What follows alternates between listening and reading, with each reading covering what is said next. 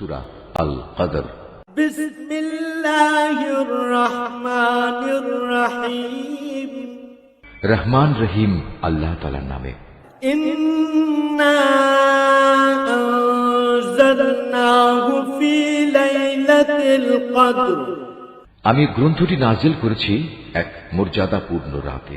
ওয়া মা আদরাকা মা লাইলাতুল কদর। তুমি কি জানো সেই মর্যাদাপূর্ণ রাতটি কি?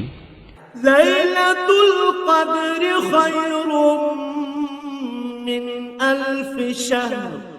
এই মর্যাদাপূর্ণ রাতটি 1000 মাসের চেয়ে উত্তম। তানাজ্জালুল মালাইকাতু ওয়ার রূহু ফিহা বিইذনি রাব্বিহিম মিন কুল্লি আমর।